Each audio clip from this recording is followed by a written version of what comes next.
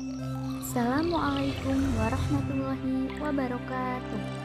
Perkenalkan, nama saya Rini Larasati, NPM 18110602446. Di sini saya akan menjelaskan materi tentang landasan kurikulum mata kuliah dosen pengampu Aryani Dwi Kusuma Wardani MPD. Adapun tugas ini dibuat untuk memenuhi ujian tengah semester. Selamat menyaksikan. Di sini saya akan menjelaskan tentang landasan kurikulum. Nah, ada yang tahu nggak sih apa itu landasan kurikulum? Jadi landasan kurikulum itu terdiri dari landasan dan kurikulum.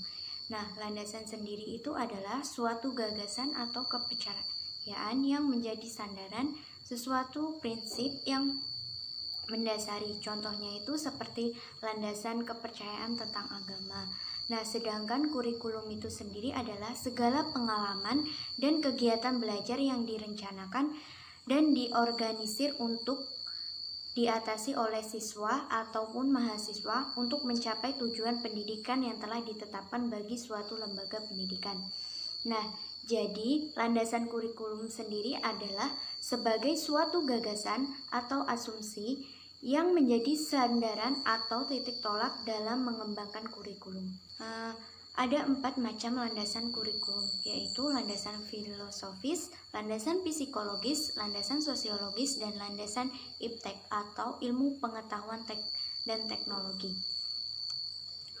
Landasan filosofis. Nah, filsafat adalah hakikat sesuatu berusaha menghubungkan antara sebab dan akibat serta melakukan penafsiran atas pengalaman-pengalaman manusia. Nah, filsafat pendidikan adalah aplikasi teori penelitian dari pandangan filsafat tentang pengalaman manusia dalam bidang pendidikan.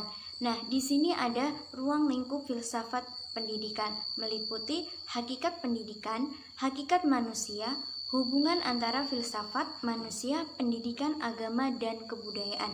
Nah, hubungan antara filsafat pendidikan, dan teori pendidikan.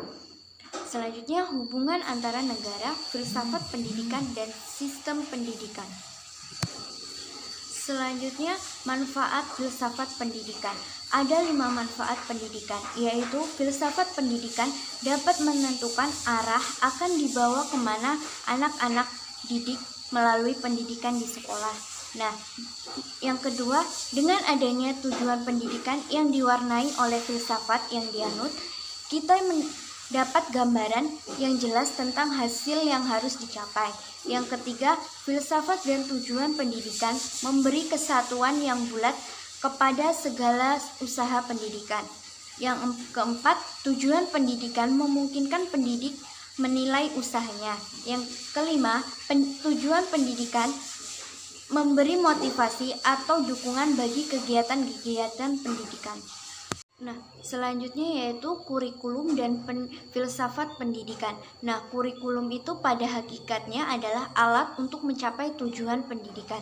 Nah, karena tujuan pendidikan itu sangat dipengaruhi oleh filsafat pendidikan atau pandangan hidup suatu negara atau bangsa. Nah, maka tentu saja kurikulum dikembangkan juga atau mencerminkan filsafat atau pandangan hidup yang dianut oleh bangsa tersebut.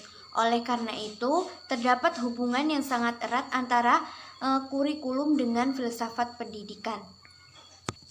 Nah, sebagai contoh, Indonesia itu pada masa penjajahan Belanda, kurikulum yang dianut pada masa itu sangat berorientasi pada kepentingan politik Belanda. Nah, demikian juga pada saat negara kita dijajah oleh Jepang. Nah, maka orientasi kurikulum berpindah yaitu sesuai dengan kepentingan sistem nilai yang dianut oleh negara matahari terbit itu. Nah, setelah Indonesia mencapai kemerdekaannya dan secara bulat dan utuh menggunakan Pancasila sebagai dasar dan falsafah dalam berbangsa dan bernegara, maka kurikulum pendidikan pun disesuaikan dengan nilai-nilai Pancasila itu sendiri.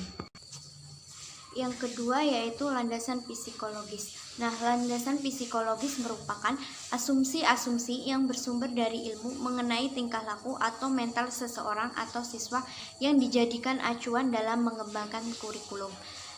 Jadi, landasan psikologis itu lebih menekankan pada karakteristik siswa. Nah, psikologis atau teori belajar yang berkembang pada dasarnya dapat dikelompokkan ke dalam 3 bagian, yaitu teori disiplin atau teori daya, teori behaviorisme, dan teori organismik atau teori Gestalt. Yang pertama, teori disiplin mental atau teori daya, yaitu memiliki fungsi seperti potensi atau daya ingat atau daya pikir atau daya yang mengarahkan pendapat, daya mengamati dan daya memecahkan masalah dan lain-lain. Yang kedua itu yaitu teori behaviorisme. Nah, teori ini berangkat dari asumsi bahwa individu tidak membawa potensi sejak lahir. Nah, perkembangan individu ini ditentukan oleh lingkungan seperti keluarga, masyarakat, dan sekolah. Jadi, teori ini tidak mengakui sesuatu yang sifatnya itu mental, perkembangan anak, atau menyangkut hal-hal nyata yang dapat dilihat dan diamati. Nah, yang ketiga itu teori organismik atau teori Gestalt, yaitu teori ini mengacu kepada pengertian bahwa keseluruhan lebih bermakna daripada bagian-bagian. Nah, teori ini menganggap manusia dianggap sebagai makhluk organisme yang melakukan hubungan timbal balik dengan lingkungan secara keseluruhan. Hubungan ini dijalin oleh stimulus dan respon. Nah, ada 2 hal yang perlu diperhatikan dalam landasan psikologis itu, yaitu psikologi perkembangan dan psikologi belajar. Nah, yang ketiga itu ada landasan sosiologis. Nah, landasan sosiologis itu mempunyai peranan penting dalam mengembangkan kurikulum. Nah, kurikulum pada dasarnya mencerminkan keinginan, cita-cita tertentu, dan kebutuhan masyarakat. Oleh karena itu, merupakan keharusan kurikulum yang disusun dan dilaksanakan di suatu lembaga pendidikan itu memperhatikan aspirasi masyarakat, karena masyarakat merupakan pengguna output pendidikan. Nah, dalam mengembangkan kurikulum itu juga perlu diperhatikan masalah-masalah sosial yang ada di lingkungan masyarakat. Menurut Hamalik, permasalahan-permasalahan tersebut dijadikan dasar untuk mengembangkan kurikulum. Yang pertama itu ada mengorientasi kurikulum pada pusat-pusat kehidupan. Yang kedua itu membantu merumuskan falsafah dan tujuan-tujuan pendidikan. Yang ketiga itu membantu pelaksanaan berbagai prinsip dan proses yang harus dipelajari melalui pengalaman-pengalaman belajar dan merangsang minat murid dan mengusahakan proses belajar dengan baik. Nah, sosiologis pendidikan itu dipandang sebagai sosiologi khusus yang membahas sosiologi yang terdapat pada pendidikan. Nah, sosiologi pendidikan itu meliputi interaksi guru dengan peserta didik. Nah, dinamika kelompok dalam kelas dan di organisasi intrasekolah. Nah, yang ketiga itu ada struktur dan fungsi pendidikan. Yang keempat itu ada sistem masyarakat dan pengaruhnya terhadap pendidikan. Nah, sosiologi dan sosiologi pendidikan itu saling terkait. Keterkaitannya itu dapat dilihat bagaimana bagian-bagian sosiologi memberi bantuan pada pendidikan dalam wujud sosiologi pendidikan. Nah, sebagai contoh itu tentang konsep proses sosial, yaitu suatu cara berhubungan antara individu atau antar kelompok atau individu dengan kelompok yang menimbulkan bentuk interaksi atau hubungan tertentu. Nah, proses sosial atau sosialisasi ini menjadikan seseorang atau kelompok yang belum tersosialisasi atau masih rendah tingkat sosialnya menjadi tersosialisasi. Artinya, mereka semakin kenal, semakin akrab, lebih mudah bergaul, lebih percaya pada pihak lain, dan sebagainya. Nah, proses sosialisasi ini dimulai dari interaksi sosial dan dalam proses sosial itu selalu menjadi interaksi sosial. Nah, interaksi dan proses sosial didasari oleh 4 faktor. Yang pertama itu imitasi, yang kedua itu identifikasi, yang ketiga itu sugesti, dan yang keempat itu simpati. Nah, yang pertama itu ada imitasi atau peniruan. Bisa bersifat positif dan bisa bersifat negatif. Yang kedua itu identifikasi, yaitu berusaha atau mencoba menyamakan dirinya dengan orang lain, baik secara sadar maupun di bawah sadar. Yang ketiga itu sugesti. Sugesti itu akan terjadinya kalau seorang anak menerima atau tertarik pada pandangan atau sikap orang lain yang berwibawa, berwenang atau mayoritas. Nah, yang keempat itu ada simpati. Simpati adalah faktor terakhir dalam proses sosial.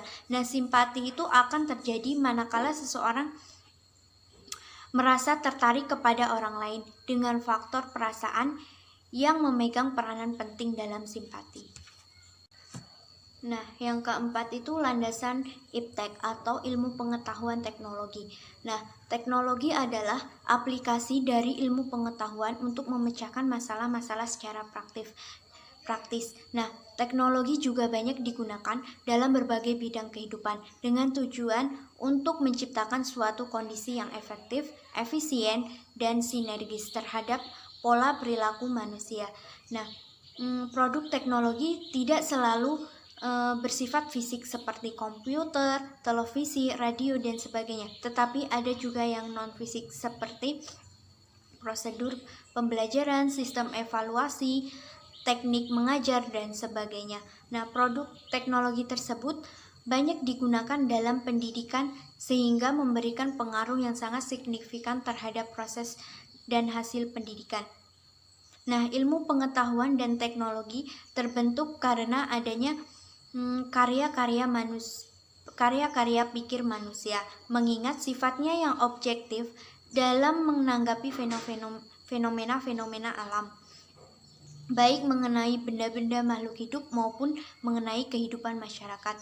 Nah, ilmu pengetahuan dan teknologi dalam bentuk informasi mudah meresapi kebudayaan yang ada di setiap masyarakat yang terjangkau atau yang dapat menjangkaunya. Nah, adapun pengaruh ilmu pengetahuan teknologi. Yang pertama yaitu memacu dan mempercepat pertumbuhan serta pembangunan suatu bangsa untuk mencapai tujuan menjadi masyarakat yang mandiri, maju, dan sejahtera. Nah, yang kedua itu mengembangkan kemampuan berpikir peserta didik, implikasi terhadap pengembangan kurikulum yang di dalamnya mencakup pengembangan isi atau materi pendidikan, penggunaan strategi dan media pembelajaran, serta penggunaan sistem evaluasi. Sekian, terima kasih. Wassalamualaikum warahmatullahi wabarakatuh.